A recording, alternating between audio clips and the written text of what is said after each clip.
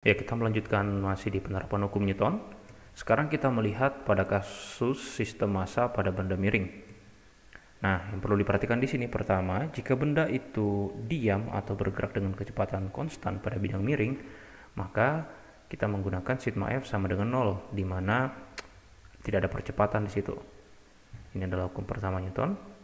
Dan ketika dia bergerak, maka bergerak dengan memiliki percepatan, maka kita bisa menggunakan sigma F sama dengan M kali A, menggunakan hukum kedua Newton. Seperti itu. Nah, kita langsung ke contoh kasus, misalkan seperti ini. Sebuah bola bermassa M1 dan balok bermassa M2 terikat pada ujung-ujung tali ringan yang dapat diabaikan massanya. Ya.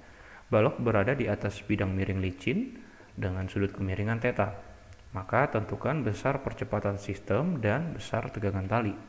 Nah, dari soal ini pertama kita dapat bahwa bidang miring ini licin sehingga tidak ada gaya gesek.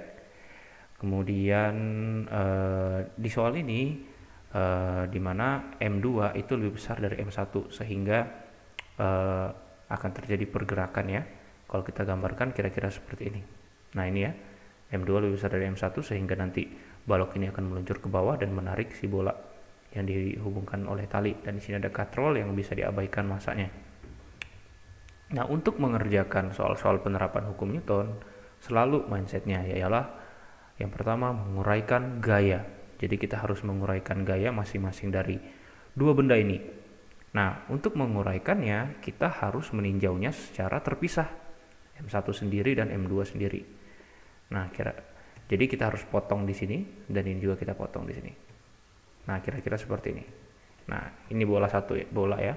Kita M1, kita uraikan dulu gayanya selalu dalam arah Y dan X. Kita lihat dalam arah X tidak ada ya, karena dia bergerak secara vertikal ke atas. Nah, kita lihat ketika dia bergerak ke arah vertikal ya, ke atas, maka dia ditarik oleh gaya tegangan tali dan dia mempunyai berat yang arahnya ke bawah ya, melawan tegangan tali ini, yang mana beratnya sama dengan W ya, W1 berarti M1 kali G, seperti itu. Nah, kemudian pada benda 2 yang berada pada bidang miring seperti ini. Nah, kita juga uraikan ke arah sumbu X dan Y. Nah, dalam hal ini ialah X dan Y bidang miring, makanya kita beri tanda X aksen dan Y aksen. Nah, kita lihat dulu. Yang pertama, benda ini selalu memiliki berat ya. Yang mana berat ini selalu arahnya searah dengan percepatan gravitasi bumi yang selalu menuju ke pusat bumi ya, seperti di sini. Nah, karena dia ada dalam Y dan X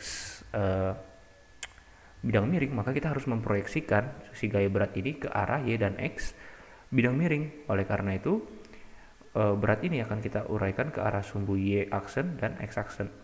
Nah, untuk memproyeksikan ke arah sumbu Y aksen, maka kita harus memproyeksikan ke samping sudut, sehingga ini kita bisa tulis sebagai M2 G cos theta.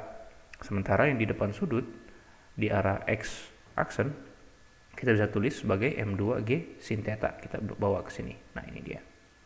Setelah kita uraikan ini, kita lihat lagi gaya apa yang ada. Yang jelas ada gaya tegangan tali, di mana benda ini meskipun bergerak ke bawah, dia tetap ditarik oleh gaya tegangan tali yang berlawanan dengan arah geraknya. Nah, karena balok ini menekan permukaan bidang miring, maka dia akan mendapat gaya normal dari bidang miring ini yang arahnya tegak lurus terhadap bidang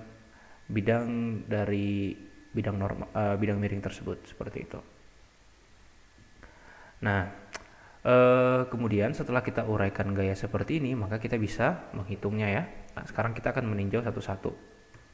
Nah, kita tinjau bola dulu terlebih dahulu. Kita melihat arah gerak ke sumbu X.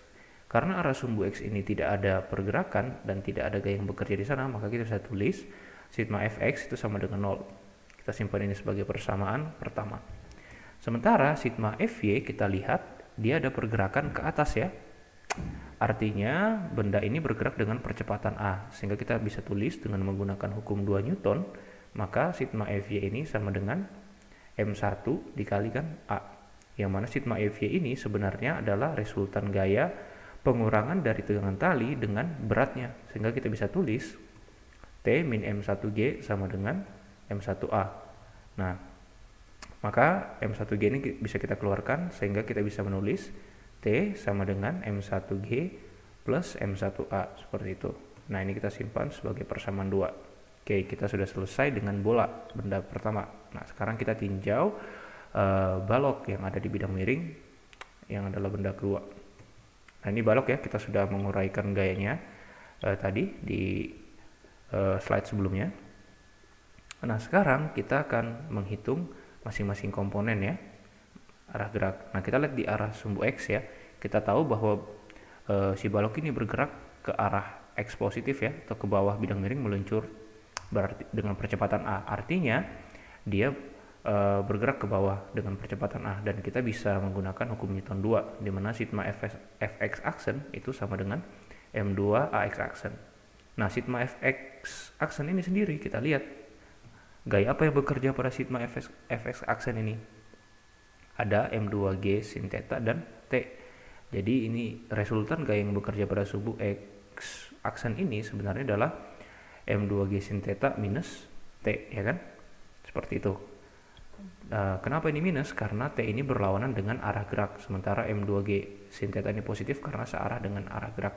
Jadi sebenarnya yang membuat dia bergerak meluncur di bidang miring itu adalah resultan dari M2G sin theta dikurang T sama dengan M2A, seperti itu. Maka bisa kita tulis di sini T sama dengan M2G sin theta minus M2A, seperti itu. Nah, setelah ini kita simpan dulu ya sebagai persamaan 3. Nah, setelah sumbu X aksen selesai kita tinjau, sekarang kita tinjau pada sumbu Y aksen. Kita lihat pada sumbu Y aksen ini tidak ada pergerakan ya, artinya dia diam, tidak ada bergerak ke atas atau ke bawah.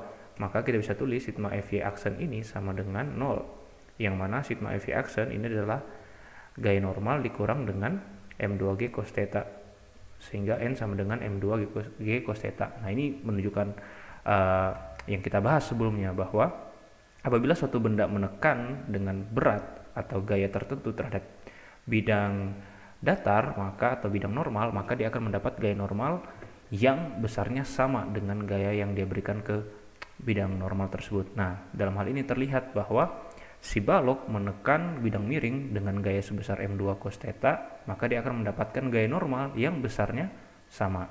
Nah, ini kita simpan sebagai gaya 4. Nah, kemudian yang ditanya tadi adalah percepatan dan tegangan tali. Kita menghitung percepatan dulu. Kita lihat di sini kita bisa menghubungkan persamaan 2 dan persamaan 3 kan, karena T sama dengan T, kita bisa mensubstitusi persamaan 2 dan persamaan 3 seperti ini ya, sehingga M1G plus M1A dari sini, dan di sini M2G sin theta minus M2A. Kita kelompokkan yang A dengan yang A, yang G dengan yang G. Nah, sehingga kita bisa tulis seperti ini, M1A plus M2A dan M2G sin theta minus M1G. Nah, kalau kita bisa tulis bentuknya seperti ini, maka kita peroleh percepatan sama dengan M2G sin theta minus M1G per M1 plus M2. Nah, kita dapat percepatannya. Lalu kalau tegangan talinya seperti apa? Nah, kita tinggal masukkan A ini bisa ke persamaan 2 atau ke persamaan 3. Dengan mensubstitusi ke salah satu persamaan, maka kita akan peroleh tegangan tali seperti ini. Oke ya, nanti kalian silahkan coba lagi untuk oret-oret di rumah ya. Nah, inilah contoh dari penerapan hukum Newton pada kasus bidang miring.